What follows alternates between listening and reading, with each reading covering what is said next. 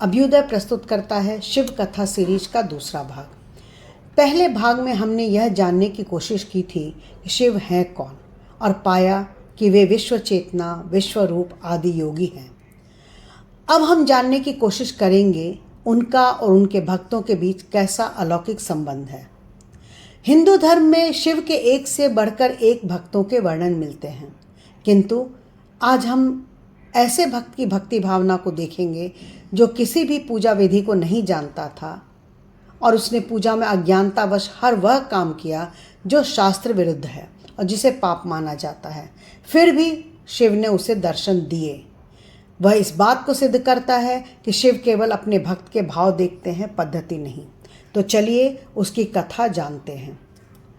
घना जंगल, पक्षियों की आवाज़ और प्रकृति की निस्तब्धता के बीच एक शिकारी अपने धनुष के साथ आगे बढ़ रहा था।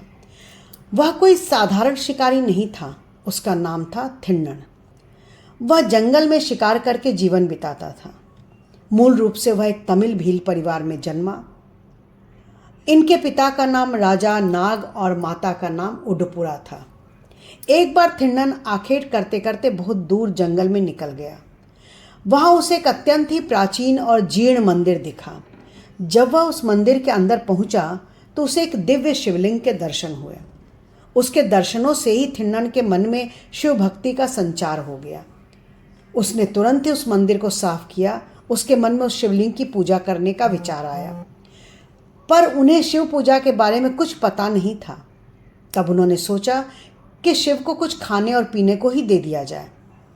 यह सोचकर वह जंगल गया और एक शूकर का शिकार किया। उसे काटकर उसका मांस एक पत्तल में लेकर वह चला।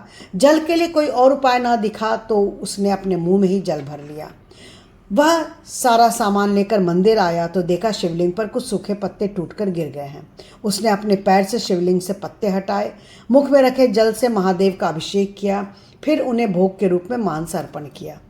हालांकि उसका ये कृत्य उचित नहीं था और वो सारी वस्तुएं भी पूजा के लिए निषिद्ध थीं, लेकिन उसका मन पवित्र था। उसने जो कुछ किया वो पूर्ण भक्ति भाव से किया और महादेव को केवल उसी भाव का मोह था। उसने प्रसन्न मन से उसका प्रसाद स्वीकार कर लिया। अब तो ये थिन्नन का रोज का कार्य हो गया।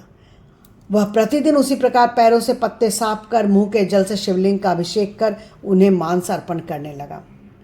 जंगल में एकांत में स्थित उस मंदिर में महादेव की पूजा करने एक पुजारी भी आते थे जो बहुत बड़े शिव भक्त थे।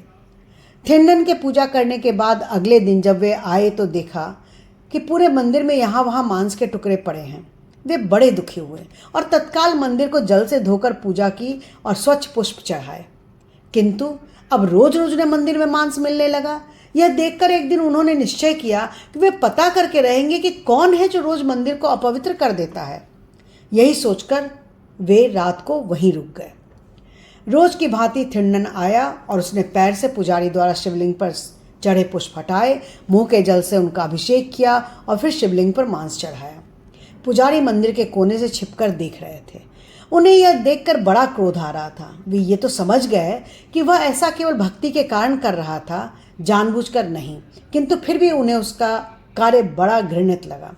उसी समय उसके मन में विचार आया, मैं इतने समय से शुद्ध चीज़ों से महादेव की पूजा करता हूँ, फिर भी मुझे उनके दर्शन नहीं हुए। फिर भला इस घृणित पद्धति से पूजा करने वाले से भला महादेव कैसे प्रसन्न हो सकते हैं।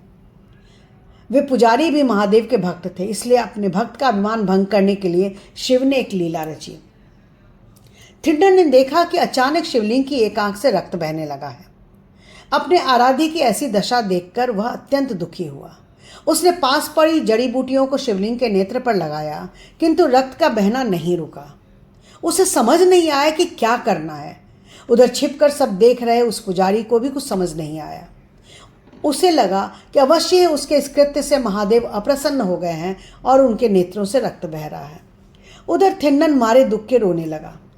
तभी उसने सोचा कि यदि मैं अपनी एक आंख इस पर लगा दूं तो शायद रक्त का बहना रुक जाए। यह सोचकर उसने अपने एक बाण से अपनी एक आंख निकाली और शिवलिंग के नेत्र पर रख दिया। इससे रक्त बहना बंद हो गया। उसकी प्रसन्नता का ठिकाना न रहा।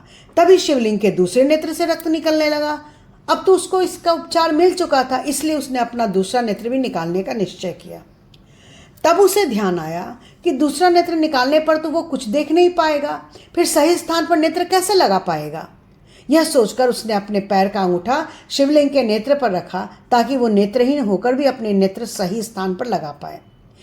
फिर जैसे ही उसने अपने बाण से अपना नेत्र निकालने का यत्न किया, महादेव ने स्वयं प्रकट हो उसका हाथ पकड़ लिया। अपने आराध्य के दर्शन होते ही वह उनके चरणों पर गिर पड़ा। महादेव ने उसके दोनों नेत्र ठीक कर दिए। तब बाहर छिपकर सब देख रहे ब्राह्मण भी अंदर आकर महादेव के चरणों में गिर पड़े।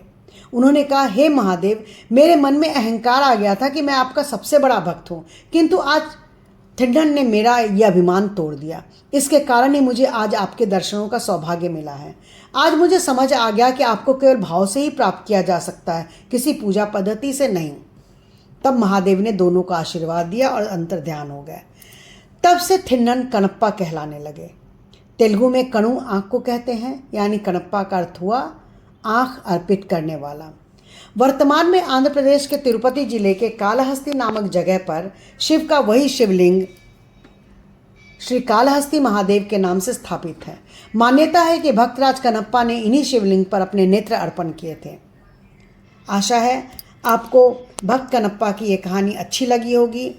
इस सीरीज के अगले भाग में ऐसी ही अनोखी और प्रेरणादायक कहानी के साथ मिलते हैं। नमस्कार।